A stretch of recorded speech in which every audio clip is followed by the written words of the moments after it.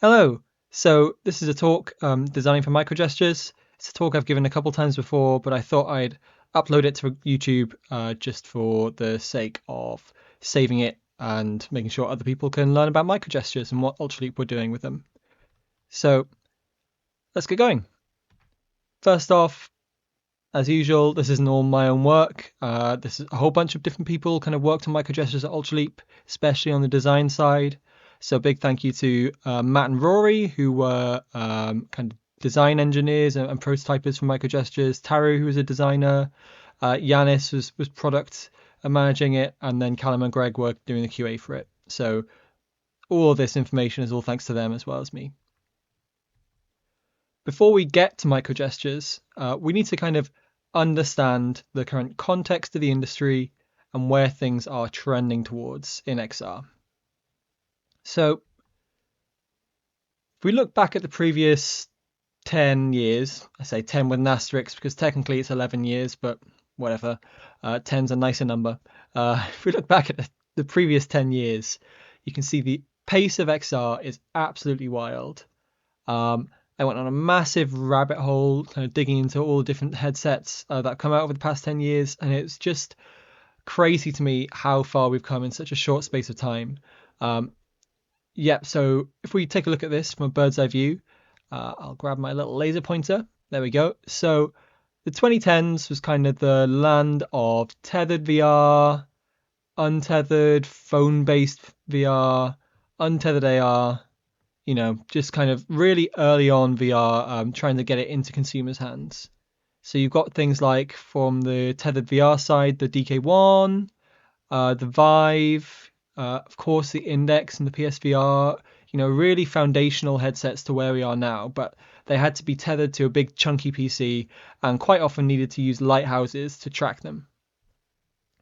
On the other side of the market, we had untethered phone-based VR, so stuff like Google Cardboard, which was fantastic for the time, and of course Google Daydream, which was a fantastic platform.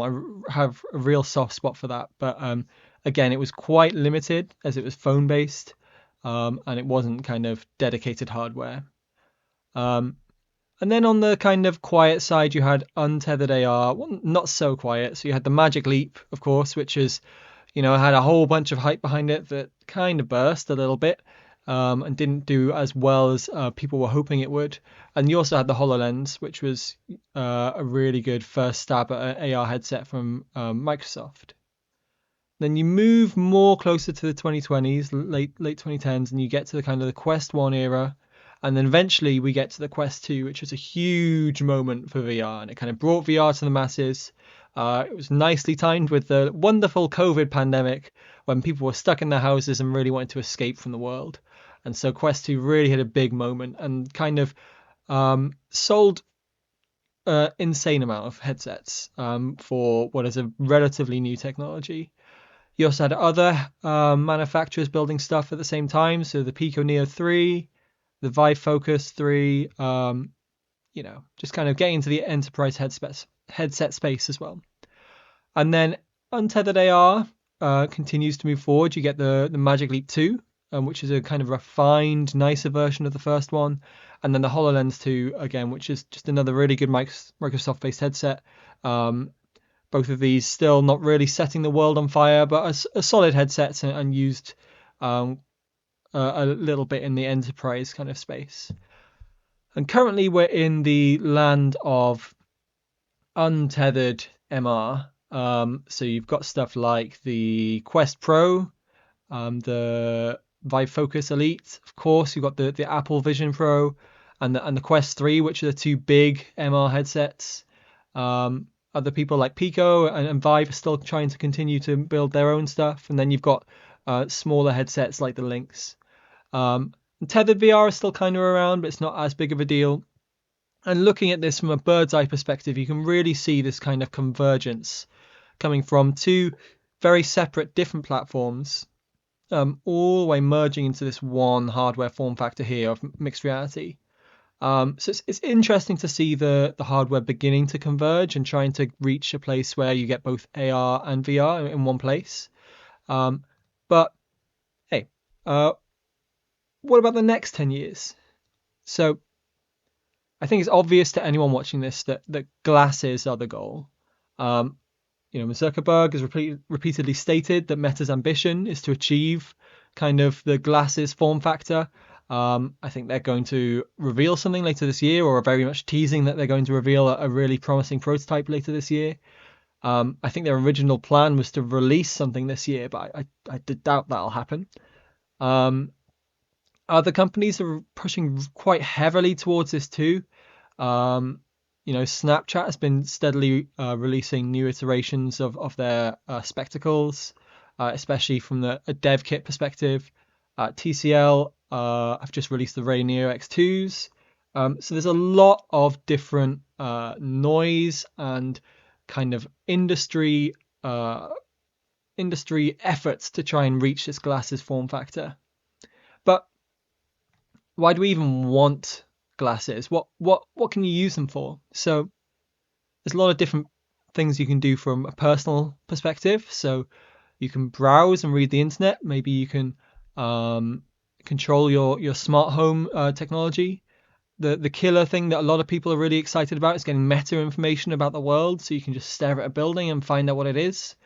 That small picture here is actually a kind of AR app that teaches you how to dance.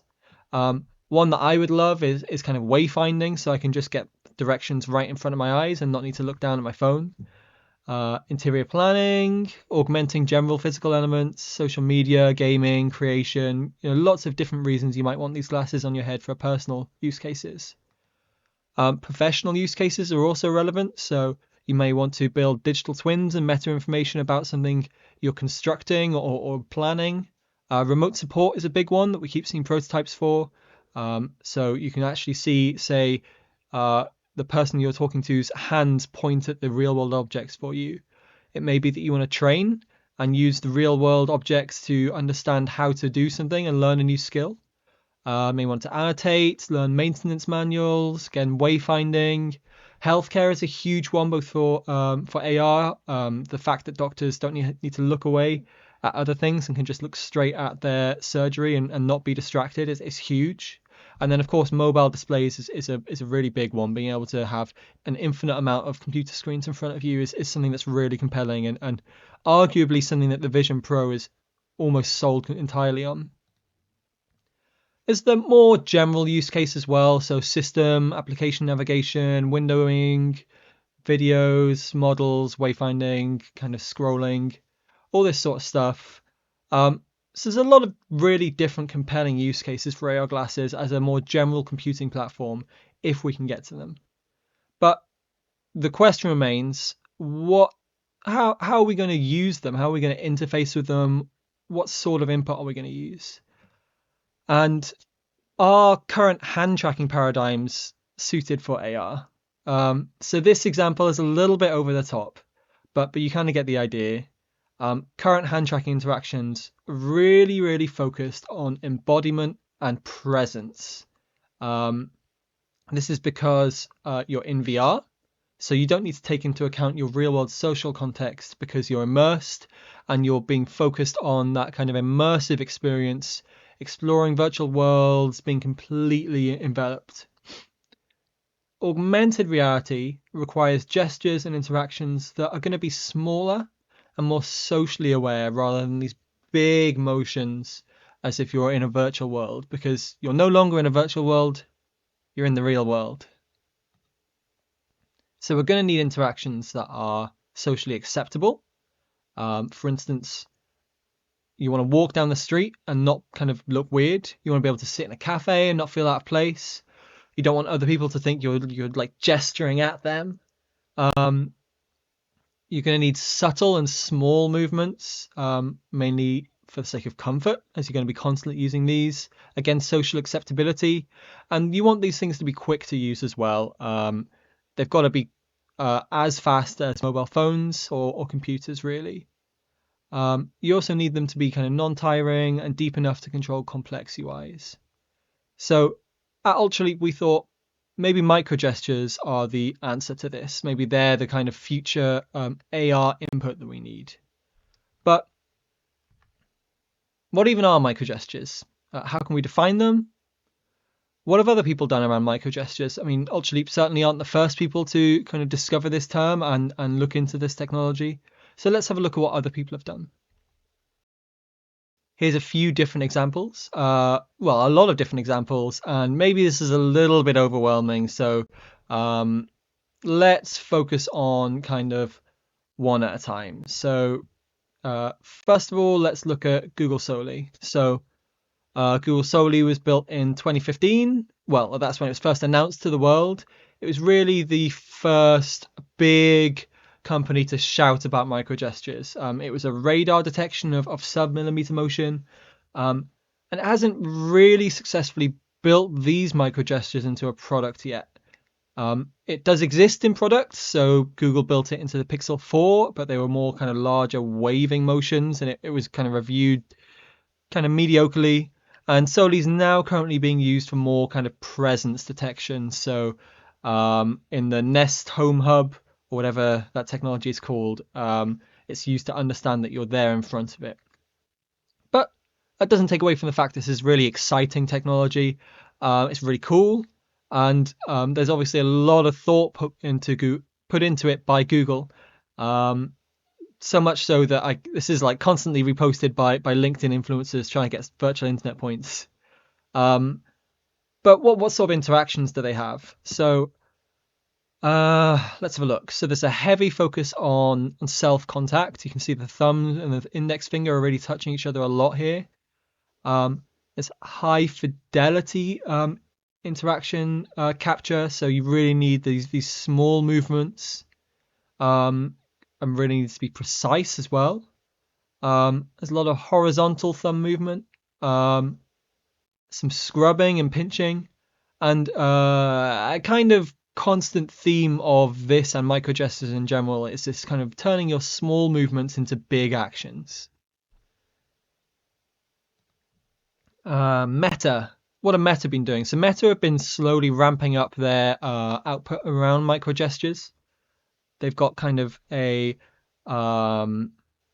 prototype where they're showing these left and right swipes to kind of navigate this grid, and they also go up and down with forward and back swipes.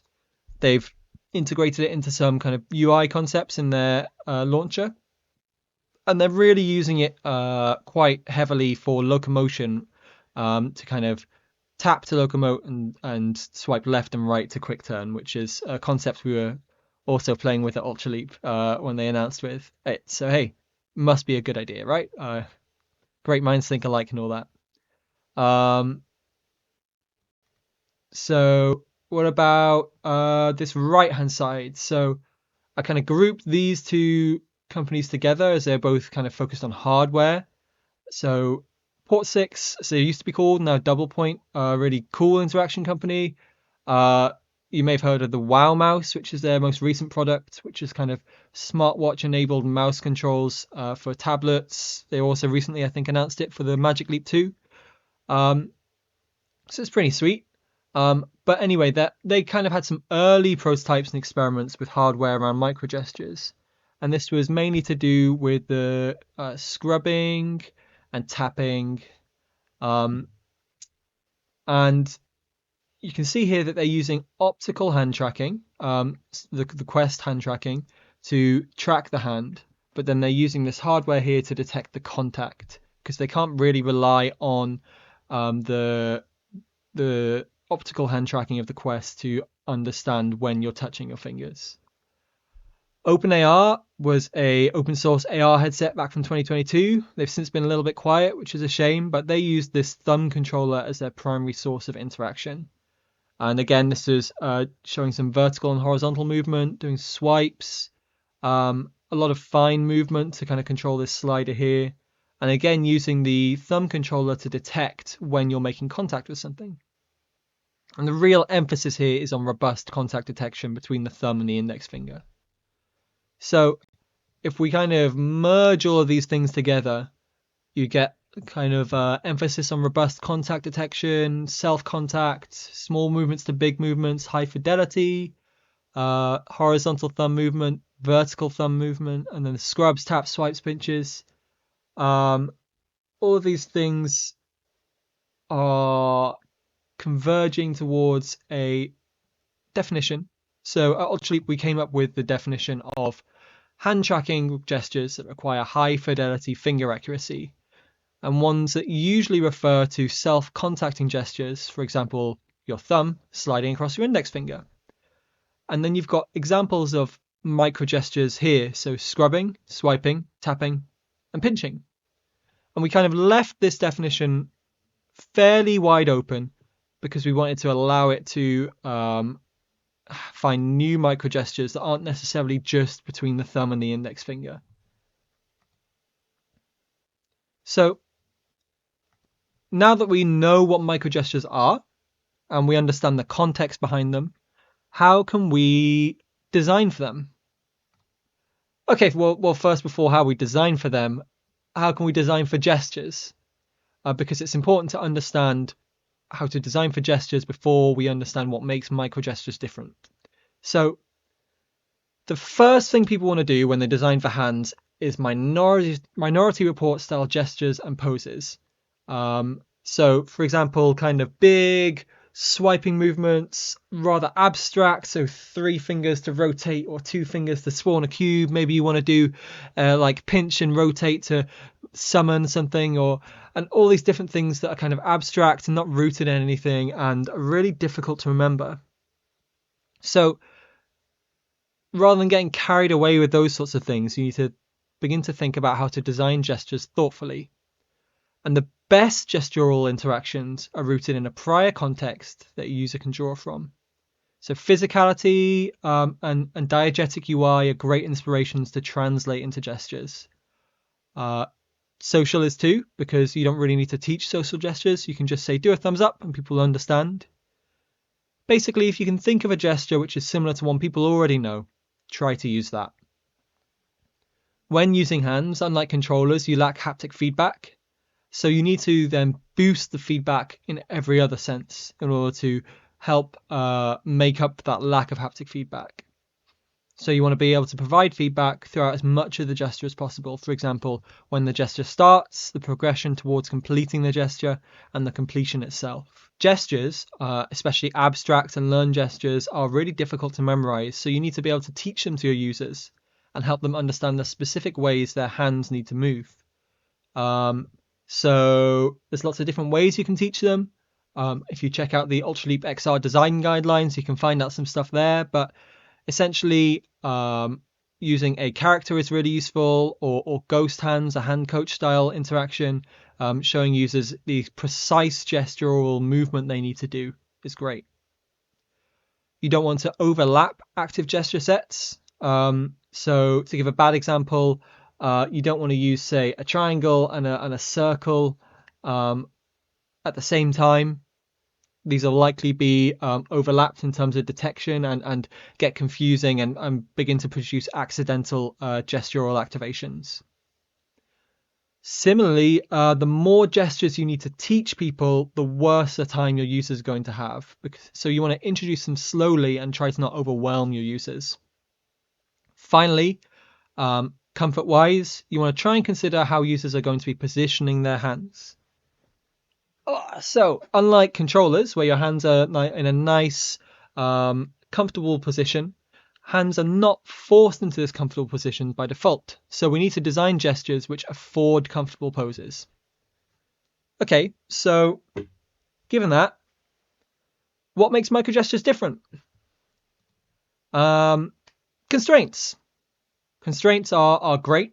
They provide us with a framework from which to begin from, and a lack of constraints leads to messy, unfocused design with no return. So adding constraints to any design problem kind of makes it easier to arrive at an elegant solution. And constraints can come from the person you're designing for, the context you're designing in, the technology you're using, for instance, the input devices you use. And when designing for microgestures, especially at Ultraleap, we kind of really only thought about microgestures between the index finger and the thumb, because that was the first place to tackle. So we're blessed then that we get to reduce our problem space down from the 27 degrees of freedom a hand affords, so all the different ways you can bend and move and stretch your hand, down to just 9, which is the thumb and the index finger. Or if you want to be really pedantic, maybe it's just even the thumb, because the index finger doesn't do that much moving. We really only care about what the thumb is doing in relation to the index finger. So when designing for microgestures, we're purely thinking about what we're able to do with these constraints rather than the entire hand's motion. This simplification makes it easier to comprehend and understand the potential gesture space that your user has to go through. But don't be fooled, there are still ways you can be overwhelmed, and I'll get into that a little bit later in the slideshow. So let's think about microgestures then, and individual ones. We'll finally get there. So how can we define them? As I said earlier, at Ultraleap, we are mainly focusing on the thumb and index finger, and we then constrained ourselves even further down to that, to just horizontal motion between the thumb and the index, as we found that was what our tracking could track best at the moment. So we created this diagram to fully represent this full gesture set of horizontal microgestures. It starts with the thumb hovering above the index, and then the immediate next step is always the thumb touching the index at some point. The thumb can then move along the index and stop, or just leave it, or the thumb can remain still for a moment before leaving the index. So the first microgesture we're going to move on to is tap. Tap is kind of the foundation of microgestures. You can think of it as the same thing as a mouse click or a pinch when you're using a far field menu. It's very simple, and the name works very well. When we asked people to describe this motion, they all basically said tap. Great, let's just use that. Taps are defined by the thumb hovering above the index finger, touching the index finger, and leaving the index finger. Who could have guessed? So taps are usually triggered on uncontact. When the thumb makes contact with the index finger, the interaction space you get to is here, and you can see it's kind of blown wide open for a load of different styles of interaction. So you've got to wait until the user has finished in order to detect that specific tap. However, tap isn't so good by itself. It can be susceptible to false activations through noise. So as you move your finger along your index, your tracking may not be robust enough, so you may get some jitter, and that may cause some accidental taps as you move. It leaves no room for changing your mind. As soon as you touch your finger, you then have to perform an action. There's no way you can cancel it.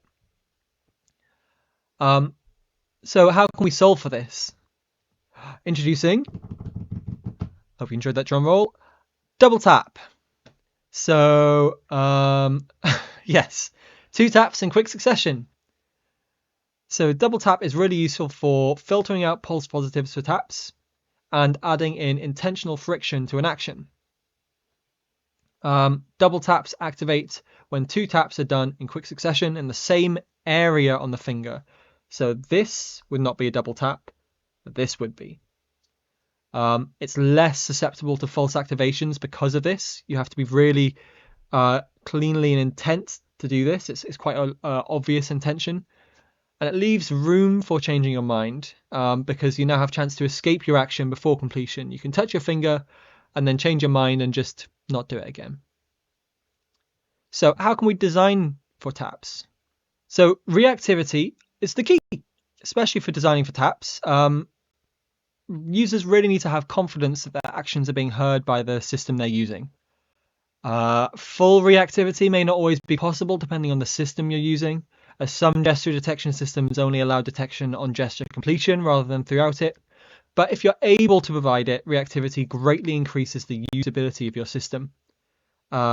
So on the left-hand side of this video, we've got a basic example of reactivity where it only reacts on completion. And then on the right side, we've got a more in-depth where it reacts on tap and on completion. And you can see it's a lot more expressive and it's easier to understand what's going on there. We'll likely return to reactivity further on. What can we use taps for? So think of double taps as the equivalent of a click or a pinch.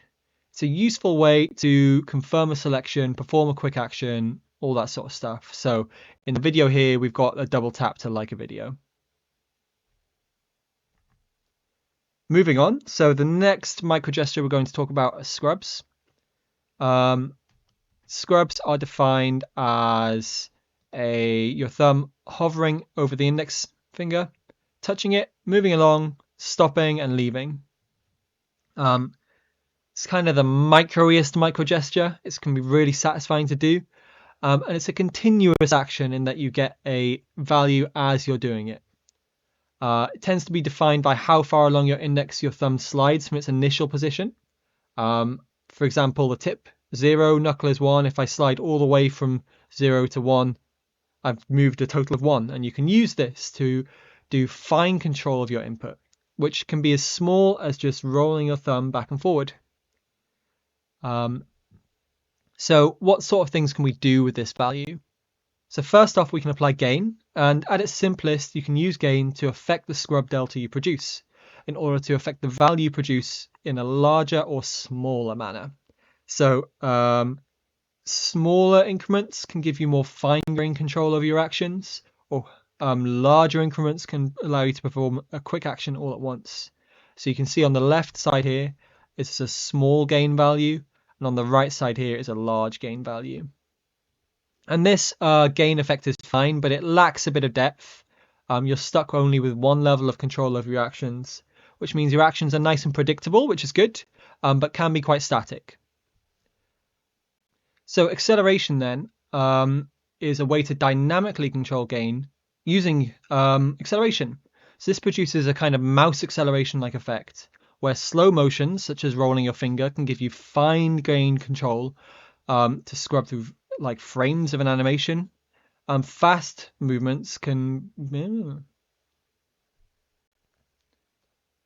A way you can make gain more exciting is by dynamically controlling it using acceleration to produce a mouse acceleration-like effect.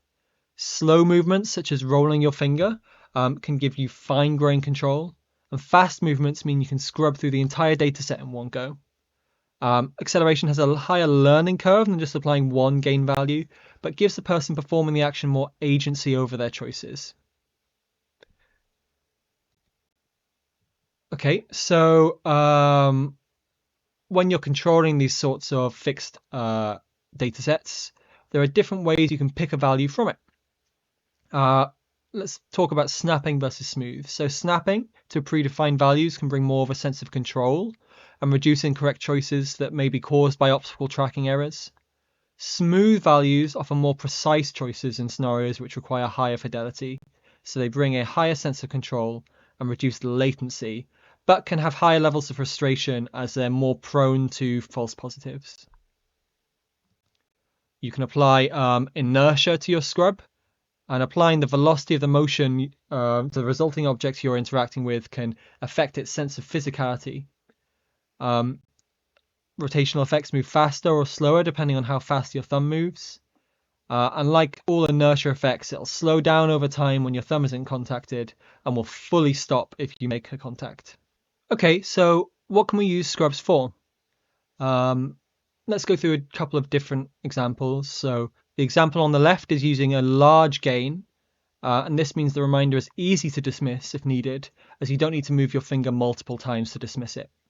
If we reduce the gain in this scenario, it could be useful to apply where you needed the user to explicitly dismiss a pop-up and have to do a swipe multiple times to do so. This snapped selection with smooth visualization is interesting in the middle here, and you can see that it snaps along these colors, but then has a smooth visualization underneath. And this is often fed back as people's favorite interaction in the app we shipped to show off these different interactions. It combines a snapped selection with a smooth affordance, and as you're able to see the smooth fine-grained control, it feels like you've got more control over it, even though you have the safety of a snapped selection. Finally, on the right-hand side, we've got another example of inertia. Nothing different to the chair example earlier, but we use inertia to kind of onboard people into microgestures. It's a stress-free way to play around with microgestures. People can use this to understand the tracking limitations of microgestures and how to best gesture and how their gestures will be best picked up. And it's also just good fun seeing those little dots rotate around that globe. Okay, so the final microgesture I'll be talking about is swiping. Swiping is a larger motion than scrubbing, and it's a discrete value defined by your thumb's horizontal movement. So your thumb will hover, touch, move, and then leave, and it's kind of this one continuous motion. Users can swipe left or right in our scenario, and they're not as micro as scrubs, but they are very satisfying.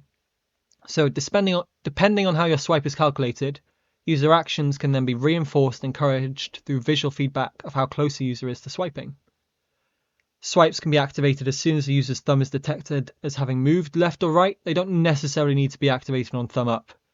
Doing that as soon as it's kind of moved left or right can reduce the sense of latency users are experiencing. So you may have already noticed that microgestures afford a similar hand pose and gesture to joysticks and controllers. This is because your hand is kind of resting in the same position it would be when you're holding a controller, and your thumb is doing these kind of joystick-like motions. So because of this, you have similar problems to joysticks. And this specific problem is the inverted controls problem. And this is a problem that depends on the interaction map that people have in their head. So for controllers, are you controlling the camera or the player? For example, to look up in a game, do you push the controller up, or do you pull the player's head backwards and push the controller down? Similarly here, we have a problem with swiping right. Are you dragging the UI left, or are you telling the UI to move right? Throughout user testing and demoing the app, people would sometimes comment to us that the swipe was going the wrong direction and be very, very adamant about it. So you want to consider allowing configuration for your swipe interactions, maybe through just a prompt that says invert swipe direction. You can use scrubs to detect a swipe if you want. And this is kind of a combination of scrubs and swipes. So where a swipe is defined by moving a certain distance along the index finger whilst contacting. And swipes can be defined in other ways, maybe through machine learning or kind of acceleration or velocity. But doing this way benefits from being able to convey feedback to the user around their progress towards completing the gesture. So the primary output here is still discrete. It's a left-right swipe, but you get this beautiful secondary output that's continuous, which is a progress value towards the swipe. As I said earlier, sometimes you're not able to detect a microgesture, detect a progress value towards a microgesture, and you're simply just detecting gestures once that happened, and that's fine. But the most satisfying UI interactions you're able to get will be if you're able to show this progression towards the gesture completion. So one of our main pieces of experimentation was playing with when the swipe would activate with these scrub swipes. Would it activate on thumb up, or once the thumb has traveled the correct amount? We found that scrub swipes felt best if they happened once the thumb had passed a certain amount before it had gone up. People found that waiting for the thumb up gave a sense of delay to the overall action. So how can the visuals affect this? Should we wait for the action to be completed? Should the visuals move with the action? So the top example here, on the left, the swipe happens once the action has been completed, and on the right, it happens as the user moves. And we found that a middle ground here was best. It's quite subtle, but on the example here, as I swipe, you can see the kind of shadow on the card moving with the swipe. So we found that a secondary output of the scrub swipe, which is the progress value, is best mapped to a secondary visual on the screen rather than directly controlling the UI itself. So where can we use swipes? And we experimented with a bunch of different use cases for swipe. We found it was one of the most broadly applicable interactions around microgestures. So you can use it for short video content on the go, inspired by Tinder UI. This is hopefully a better UI example and interaction than the one I showed right at the start of this presentation. Maybe you could browse through recipe cards, apply a Snapchat filter, navigate through menu items. Maybe you want to browse search results on a map or choose a piece of music. We could go on. And swipes a really largely applicable interaction, and it can be applied to a huge number of contexts. Okay, so what didn't work so well? Another microgesture we experimented with was tap and hold, and we tried it as an alternative to double tap. In general, we found in past experimentations that users really disliked dwell style interactions because they cause frustration. You've already performed the action. Why should you need to wait for it? So dwell kind of removes some user agency in favor of lowering risk. And by dwell, I mean kind of hover and hold, kind of tap and hold, this sort of thing. And the same thing happened here. People found it kind of frustrating to have to hold their thumb, and we could never find a time that was short enough for people to want to use this for. So it didn't really work as well as the selection method, but maybe it could use for something that's a bit more intention needed, for instance, a system gesture. So we did experiment with using tap and hold as a way to summon a system menu. And we tried it in an app alongside scrubs and double taps and swipes. We found that users immediately became kind of overwhelmed with the amount of different gestures that were available, despite the constraints of microgestures already. Adding tap and hold meant that users were unable to rest their thumb. It would always begin activating another action, and this began to cause stress levels to panic and set in, meaning that users were unable to perform gestures from memory and began to forget how to control anything at all. So tap and hold, whilst it's a viable interaction, we didn't really find a good place for it. Okay, so what about applying horizontal motion to vertical interactions? We can do it, but it didn't go down too well. It's rare that something in user test is completely universally disliked, but this action was. People really struggle to map the horizontal motion to vertical actions, especially after using a lot of different UIs that were completely mapped to horizontal motion. The UI doesn't really afford the motion at all. It's kind of like patting your head and rubbing your stomach. Didn't really work too well. Okay, so where next? There's still lots of different things to do and lots more to explore in the microgesture world. We haven't really built out microgestures here into a way to interact with non-abstract UIs. There are other different ways of detecting swipes. There are other different movements. Maybe you want to do kind of this salt and pepper style thing that Google were doing, or forward and backward swipes. We haven't really touched here on the difference between pinching and tapping. There's more reliability improvements that could be made, and there's just tons more. Microgestures are a huge field to kind of research into and interact with. So I'm looking forward to seeing what other people do, but hopefully this presentation has given you a good idea of the different interaction research that Ultraleap has done around microgestures. So if you have any questions, feel free to reach out to me. Microgestures are available through Ultraleap Hyperion, which is Ultraleap's latest tracking platform. There's some design guidelines up on them, our XR design guidelines, and there's a experimental microgestures repo available at the Hand Experiments repo on GitHub, on the Ultraleap GitHub. That's currently being worked on, but hopefully it'll be finished by the time I publish this presentation. Yep, as I said, let me know if you've got any questions. I'm happy to talk about microgestures or anything else. Comment below or reach out to me.